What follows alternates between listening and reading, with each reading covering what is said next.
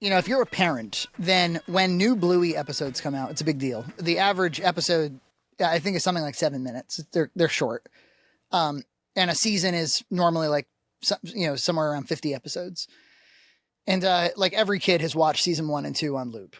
And about maybe a year and a half ago, or maybe just about a year ago, they started releasing season 3 on Disney Plus. But in Australia, and for some reason Russia, they had released a whole lot of season 3 much earlier than that when it was first released. This is also when you get into like finding out there are like banned episodes or episodes that don't play well in the US. Like there's one about like Bandit and Chili are feeling like they're getting kind of fat, and they thought, he stepped on a scale and went, ugh. And they're like, oh, cut that out of the fucking US version.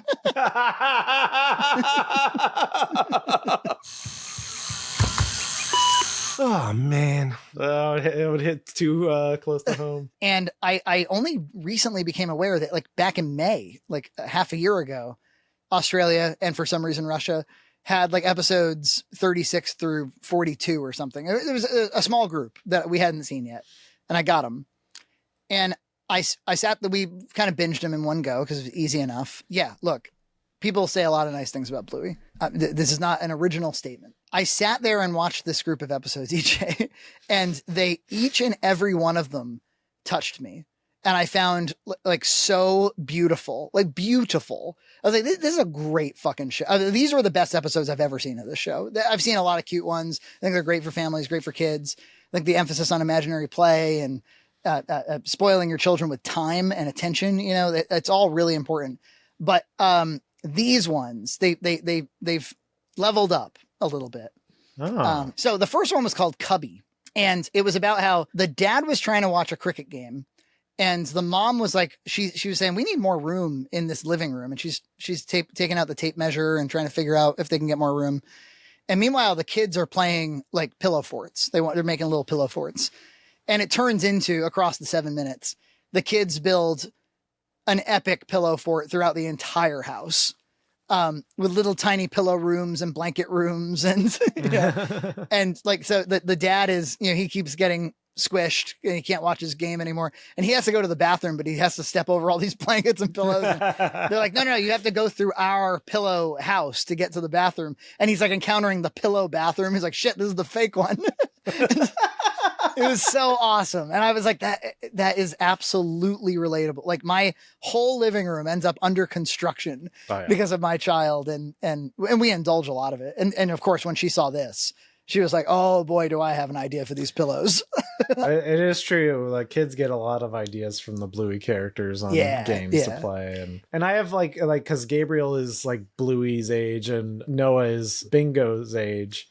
And so, and they have like such similar problems, like, so it's very nice to watch, especially when they're the exact right age for those kind of characters. Yeah, we actually got them all the Bluey stuffed animals for Christmas and put them in their stockings, and it's really cute. And like today, Noah was like feeding. He took the super mushrooms from Super Mario, put them in like a toy pot, and made mushroom soup and was feeding it to the Bluey characters. That's really cute. There was yeah, I think whoever the creator is, I hear they have 2 girls and stuff. They represented children in a way that is so obvious and so relatable and so true, and yet somehow had never been quite done this way on TV before. That's exactly true. It's like, wow, you did it. You figured it out. And so then there's an episode where they go to like a little vacation to the beach. And they're in the hotel, and the kids are just loving the hotel. They're like, check out the safe, check out the jacuzzi. Let's put on the, silly hats that were in the closet. And they're just making games up as they go along. And the mom keeps trying to encourage them all. Like, she's like, I just think we should try to make our way to the beach. And they're like, no, we want to take a bubble bath in the jacuzzi right now. And she's like, wait, I thought we were going to go to the beach today. I'll relax when I'm on the beach reading my book. What's your book about? It's about how to be happy. That's easy. You just do this. And finally, the dad's like, they want to play in the hotel. Let's play in the hotel. You go to the beach. And she's like, yeah, my whole plan was I was going to go to the beach and read my book. Just thought it'd be good to get down to the beach. Well, why don't you head down and we'll meet you there? Oh, are you sure? Yeah, I got it covered up here. Go, relax. And she goes out there and I'm choking up. And she cracks the book open. She can't focus on, she's like, I can't read. I can't concentrate right now. Chapter 1. Wherever you go, there you are. You need to... Actually, I should just enjoy the beach a bit before I start reading. No, I should read my book. And she tries it over and over again. And she goes inside and she's all like wide-eyed and Bandit's like, what's wrong? And she goes, I can't relax. I forgot how to relax. And he's like, well, learn from the masters. And she just goes and plays with the kids because they're like having the time. They're relaxing like crazy. And then there was one, and then they kind of serialized it. There was one where they were still on the beach. They're coming up with the games, the kids, right? They're going a million miles an hour. And this one really stuck with me. Bandit is just like, he has like 1,000-mile stare. Something's bothering Bandit. And we never find out what. He's just distracted the whole time. Something, and I think you can infer that it's something professional, maybe. Dad, race me to that stick. Dad. Oh, sorry, mate. What was that? I had to Google it, of course. I'm like, what the fuck happened to Bandit?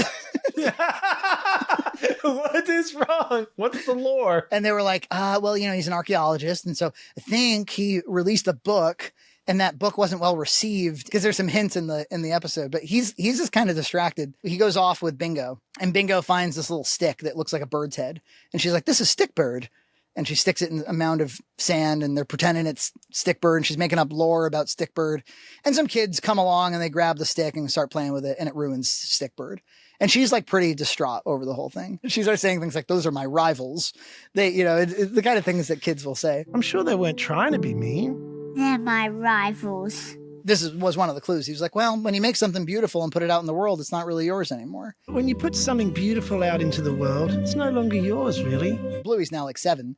So I think in the first season she was 4. So they actually are aging these kids up a little bit.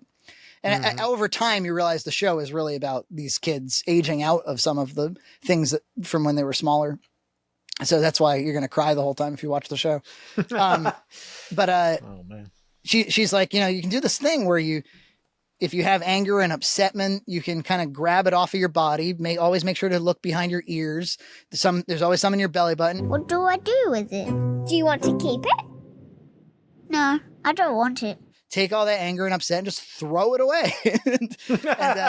What do you do with something you don't want anymore? Give it to you? Well, I don't want it. Yeah, me neither. And so Bingo does that and then they run off and then the dad just stands there at the sea and he does a little bit of it and he throws some off too. So something's bugging him. And that, that like really resonated with me. I was like, what's wrong? We all have been there where something's fucked up in the background and your child has no access to it, right? Yeah. Well, I mean, yeah, and it's kind of my nature, and I'm sure it's your nature too, is you want to solve problems like immediately. Yeah. So you're fixated. And but the nature of having kids is you can sometimes never address those things immediately. Yeah. And so I'm totally with that, with trying to like interact and play with your kids, but you're just like thinking about that problem and you want to solve it right now. And like, I don't know if everybody just like, I don't know, went to the park, you could just do it. But yeah, you're like looking for just like a moment on that laptop or like I'll fire off an email, whatever. But your kid has no access into that side of you. And they're worried about Stickbird or something. And it's one of the kind of the more difficult things about parenting that we don't talk about a lot, which is like, how do you balance the nonsense of your children, which is actually the most important thing, with something actually important going on in your professional life that needs to be neglected for a period of time? It's a tough thing to balance sometimes. Yeah, Bluey's is magical, and it's almost effortlessly so. I mean, it's on the same platform as Echo is what I'm trying to say. It's way, way, way better. You look at the Nielsen ratings and it's always at the top, always. And that gives me hope for the future. I was like, this is the right message to put out there to the world right now, is this Bluey thing. I just got a letter from the Nielsen ratings and they're asking me questions. I was like, oh, this is how they do it. You should be like, do you watch podcasts? I'll be like, Echo blows and just mail it. Thank you very much for participating in the Nielsen survey. Can I tell you about one more episode? There's one where they go to what is essentially a Target. They're picking up medicine or something. They see the colored security camera the monitor when you walk into Target, the anti-theft monitor. They're like, look, bingo, we're on TV. And they start kind of dancing around. And as the episode goes on, a lot of other parents and children are in the store, strategically located at other anti-theft television monitors. And all of the children start communicating with each other silently through the security monitors. And they're looking for their friend who's sick. And they're trying to they all have to communicate silently. It was, and the kind of the music starts to swell over time as they kind of, troubleshoot the problem. It was genius. I was like, this is filmmaking. Like, really? I mean, this is really good stuff. Quentin can help you find Coco. Go, go.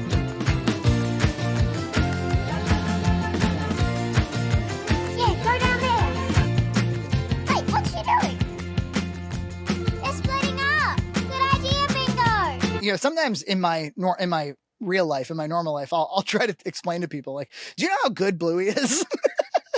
And they're like, yeah, because I don't know. My kids watch other kids shows, and they're just like the IQ of those shows is way lower. Yeah. It's like amazing. It's like in the dumpster.